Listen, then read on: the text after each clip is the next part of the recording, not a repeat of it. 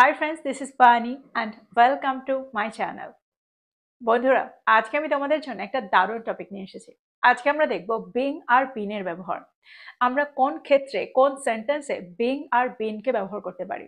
দেখো, একটা ইংলিশ কনভারসেশনে বা কিছু ইংরেজিতে পড়ার সময় আমরা বারবার এই দুটো ওয়ার্ডের সম্মুখীন হই। তো এই ওয়ার্ড দুটোকে আমরা কিভাবে ব্যবহার করতে পারি আর কোন ক্ষেত্রে ব্যবহার করতে পারি আর কোন ধরনের সেন্টেন্সে আমরা এই ওয়ার্ড দুটোকে ব্যবহার করতে পারি, আজকে তোমরা এই ভিডিওটায় সমস্ত কিছু জানতে পারবে। আজকের পরে তোমাদের এই ওয়ার্ড দুটোর ব্যবহার নিয়ে কখনোই কোনো কনফিউশন থাকবে না। তো তোমরা বুঝতে পারছো আজকের এই ভিডিওটা কতটা ইম্পর্ট্যান্ট। তোমরা কোথাও যাবে না, আমার সাথে ভিডিওটা একদম শেষ পর্যন্ত থাকবে। যারা চ্যানেলে নতুন অর্থাৎ প্রথম আমার ভিডিও দেখছো তারা প্লিজ চ্যানেলটাকে সাবস্ক্রাইব করে নিও, তাহলে যখনই আমি ভিডিও আপলোড করবো তোমরা নোটিফিকেশন পেয়ে যাবে। তো আর দেরি না করে চলো শুরু করা যাক আজকের ভিডিও। সবার আগে আমরা দেখব বিং এর ব্যবহার। সেন্টেন্সে আমরা বিং কে কি করে ব্যবহার করতে পারি। দেখো, এমন কিছু সেন্টেন্স আছে যে সেন্টেন্সগুলোকে শুধু টেন্স জেনেই তৈরি করা যায় না, অর্থাৎ শুধু টেন্সের ফর্মুলা জেনেই আমরা এই সেন্টেন্সগুলোকে তৈরি করতে পারি না। এই সেন্টেন্সগুলোকে তৈরি করার জন্য আমাদের প্যাসিভ ভয়েসে সেন্টেন্স তৈরি করতে শিখতে হবে।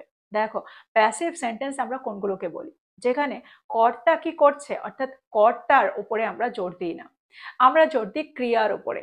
কি কাজ করা হচ্ছে, কে করছে সেটার উপরে আমরা জোর দিই না। সেটা সেন্টেন্সে উল্লেখ করতেও পারি, নাও করতে পারি। এই ধরনের সেন্টেন্সগুলোকে আমরা প্যাসিভ সেন্টেন্স বলে থাকি। অর্থাৎ কাজটা করা হয়েছে, কার দ্বারা করা হয়েছে সেটার দরকার নেই, সেটার উল্লেখ আমরা সেন্টেন্সে করতেও পারি, নাও করতে পারি। এই ধরনের সেন্টেন্সকে আমরা প্যাসিভ সেন্টেন্স বলে থাকি। এই সেন্টেন্সগুলোকে তোমাদের শেখা দরকার।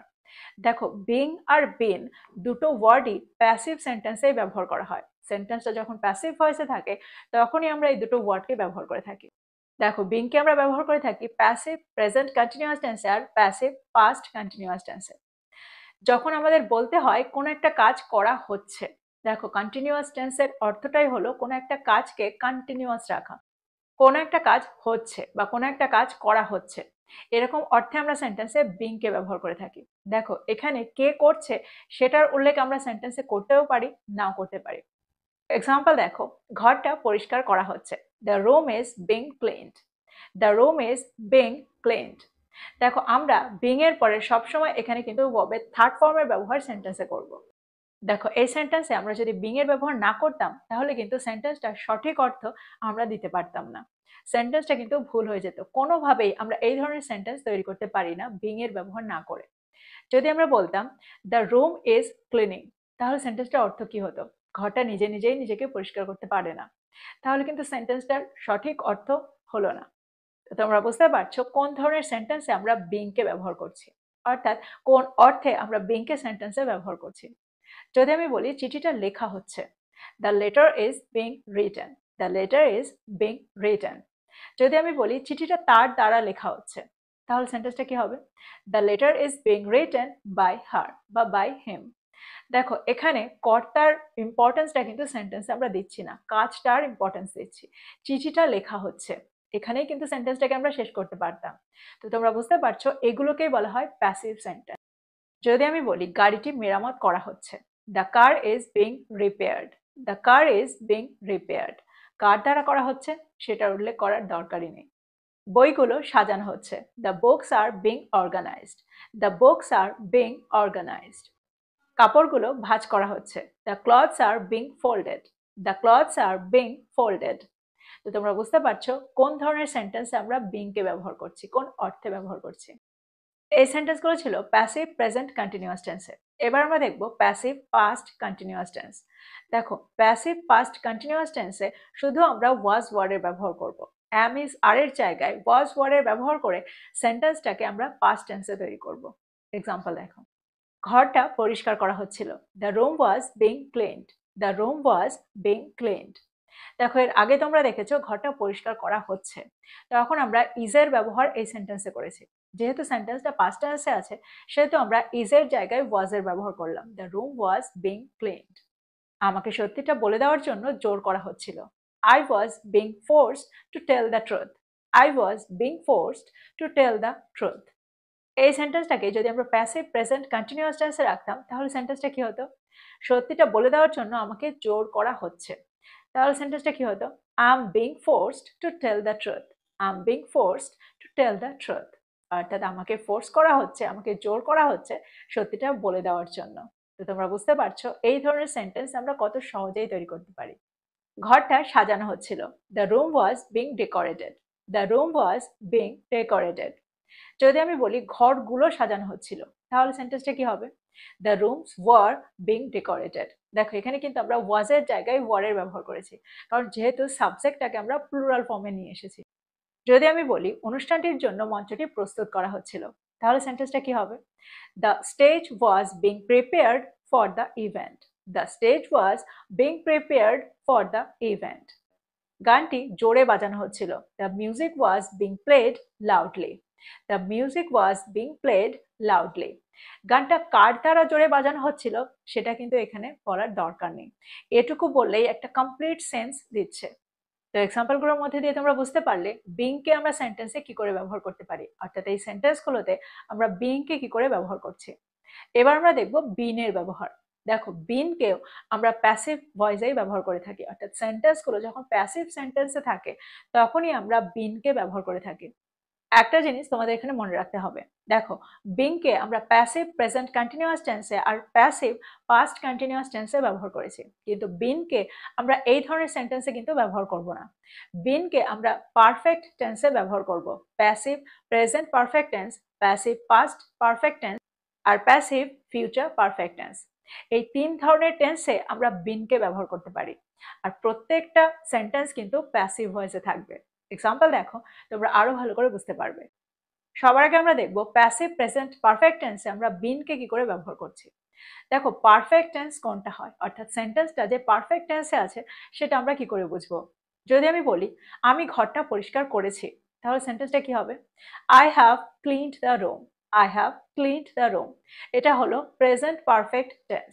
এবার এই সেন্টেন্সটাকে যদি আমরা প্যাসিভ ভয়েসে তৈরি করতে চাই, তাহলে সেন্টেন্সটা কি হবে? ঘরটা পরিষ্কার করা হয়েছে। The room has been cleaned. The room has been cleaned. যদি আমি বলি ঘরটা আমার দ্বারা পরিষ্কার করা হয়েছে, তাহলেও কিন্তু সেন্টেন্সটা প্যাসিভ ভয়েসেই থাকবে। The room has been cleaned by me. দেখো এখানে আমরা আমার দ্বারা না বললেও সেন্টেন্সটা সঠিক। গাড়িটি মেরামত করা হয়েছে। The car has been repaired. The car has been repaired. তো তোমরা বুঝতে পারছো এই ধরনের সেন্টেন্সে আমরা বিনকে কি করে ব্যবহার করছি। প্রকল্পটি শুরু করা হয়েছে। The project has been started. The project has been started. সিনেমাটি দেখা হয়েছে। The movie has been watched. The movie has been watched. যদি আমি বলি আমি সিনেমাটা দেখেছি, তাহলে সেন্টেন্সটা কি হবে? I have watched the movie. I have watched the movie. কিন্তু এই সেন্টেন্সটাকে যখন আমরা প্যাসিভ ভয়েসে তৈরি করব, তখন সেন্টেন্সটা কিন্তু এটাই হবে, the movie has been watched. কার দ্বারা সেটা নাও বলতে পারো, আর যদি বলো তাহলে বাই মি বা বাই হেম, বাই হার বা বাই দেম। এরকম ভাবে আমরা সেন্টেন্সগুলোকে তৈরি করব। এবার আমরা দেখব প্যাসিভ পাস্ট পারফেক্ট টেন্সে আমরা বিনকে কি করে ব্যবহার করছি। তার আগে তোমরা একটু জেনে নাও পাস্ট পারফেক্ট টেন্স কাকে বলে। দেখো পাস্ট পারফেক্ট টেন্সে আমরা দুটো ক্লজ পাই, দুটো কাজ অতীতেরই থাকে, অর্থাৎ অতীতে দুটো কাজ করা হয়েছে এরকম বোঝাতে আমরা পাস্ট পারফেক্ট টেন্সের ব্যবহার করে থাকি। আর অতীতে দুটো কাজের মধ্যে যে কাজটা আগে হয়ে গেছে সেই কাজে আমরা পাস্ট পারফেক্ট টেন্সের ফর্মুলা ব্যবহার করি, স্ট্রাকচারটা ব্যবহার করি। আর তার পরের সেন্টেন্সটা অর্থাৎ পরের কাজটা, পরের ক্লজটাতে আমরা সিম্পল পাস্ট টেন্সের ব্যবহার করে থাকি। আর এই ধরনের সেন্টেন্সকে যখন আমরা প্যাসিভ ভয়েসে তৈরি করি, তখনই আমরা বিনের ব্যবহার সেন্টেন্সে করছি। দেখো শুনে একটু কমপ্লিকেটেড বা জটিল মনে হলেও এটা কিন্তু খুবই সহজ। এক্সাম্পল দেখো, এক্সাম্পলের মধ্যে দিয়ে তোমরা আরো ভালো করে বুঝতে পারবে। যদি আমি বলি আমাদের আসার মধ্যে ঘরটা পরিষ্কার করা হয়েছিল। আমি এসেছি, আমরা এসেছি আর ঘরটা পরিষ্কার করা হয়ে গেছিল, দুটো কাজই কিন্তু অতীতের। আর এই সেন্টেন্সে একটা জিনিস কমন, কে করেছিল তার উল্লেখ নেই, অর্থাৎ কর্তার উল্লেখ নেই। তাহলে সেন্টেন্সটা কি হবে? The room had been cleaned by the time we arrived. The room had been cleaned by the time we arrived. তোমরা বুঝতে পারছো এই ধরনের সেন্টেন্স আমরা বিনকে কি করে ব্যবহার করছি। মিটিং এর আগে ডকুমেন্টগুলো স্বাক্ষর করা হয়েছিল। The documents had been signed before the meeting. The documents had been signed before the meeting. উৎসবের পরে রাস্তাগুলো পরিষ্কার করা হয়েছিল। The streets had been cleaned after the festival. The streets had been cleaned after the festival. ঝড়ের আগে ফসল কাটা হয়ে গিয়েছিল। The crops had been harvested before the storm. The crops had been harvested before the storm. তোমরা বুঝতে পারছো এই ধরনের সেন্টেন্স আমরা বিনকে কিভাবে ব্যবহার করছি। এবার আমরা দেখব ফিউচার পারফেক্ট টেন্সে আমরা বিনকে কি করে ব্যবহার করছি, অর্থাৎ প্যাসিভ ফিউচার পারফেক্ট টেন্সে আমরা বিনকে কি করে ব্যবহার করছি। ফিউচার পারফেক্ট টেন্সের ধারণাটা যদি তোমাদের না থাকে তাহলে একটু জেনে নাও।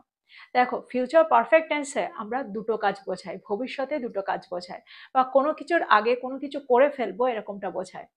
ফর এক্সাম্পল, বাবা আসার আগে আমি এটা করে ফেলবো, বাবা আসার আগে আমি বাড়ির কাজটা করে ফেলবো, বা রাতের খাবারের আগে আমি বাড়ির কাজটা শেষ করে ফেলবো, বা সোমবারের মধ্যে আমি প্রকল্পটা জমা দিয়ে দেব।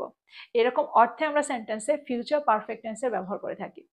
কিন্তু যখন আমি করব বা সে করবে সেটার আগে সে এটা করে ফেলবে, এরকম অর্থে আমরা ফিউচার পারফেক্ট টেন্সের ব্যবহার করছি। এখানে কিন্তু সাবজেক্টের উল্লেখ করছি, কিন্তু যখন সাবজেক্টের উল্লেখ থাকবে না তখনই সেন্টেন্সটা হবে প্যাসিভ ভয়েসে, অর্থাৎ বাবা আসার আগে কাজটা হয়ে যাবে, কাজটা করে ফেলবো, সোমবারের মধ্যে প্রকল্পটা জমা দেওয়া হয়ে যাবে।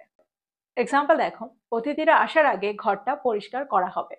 The room will have been cleaned before the guests arrive. The room will have been cleaned before the guests arrive. যদি সেন্টেন্সটা সিম্পল ফিউচার পারফেক্ট টেন্সে থাকতো তাহলে সেন্টেন্সটা কি হতো, তখন কিন্তু সাবজেক্টের উল্লেখ করতে হতো। তাহলে সেন্টেন্সটা কি হতো, অতিথিরা আসার আগে আমি ঘরটা পরিষ্কার করে ফেলবো। I will have cleaned the room before the guests arrive. I will have cleaned the room before the guests arrive. এবার মনে হয় তোমরা বুঝতে পারলে এই ধরনের সেন্টেন্স আমরা বিনকে কি করে ব্যবহার করছি। আরো কয়েকটা এক্সাম্পল দেখো।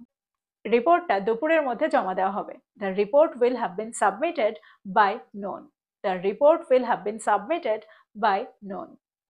কাজটি আগামীকালের মধ্যে সম্পূর্ণ করা হবে। The work will have been completed by tomorrow. The work will have been completed by tomorrow. বইটি সোমবারের মধ্যে ফেরত দেওয়া হবে। The book will have been returned by Monday. The book will have been returned by Monday. তো তোমরা বুঝতে পারছো এই সেন্টেন্সে, অর্থাৎ এই ধরনের সেন্টেন্সে আমরা বিনকে কি করে ব্যবহার করছি। তো এই ছিল বিনের ব্যবহার। আমরা এই ধরনের সেন্টেন্সে বিনের ব্যবহার করে থাকি। তো আমার মনে হয় বিং আর বিনের ব্যবহারটা তোমরা বুঝতে পেরেছো। এই ধরনের সেন্টেন্সে আমরা বিং আর বিনকে কি করে ব্যবহার করতে পারি। তো এই ছিল আজকের টপিক, এই ছিল আজকের ভিডিও। ভিডিওটা ভালো লাগলে লাইক করতে ভুলে যেও না, বন্ধুদেরকে শেয়ার করো যারা ইংরেজি শিখছে। So this is all about today. I will be back with another video. Till then, take care. Thank you for watching this video. Bye bye.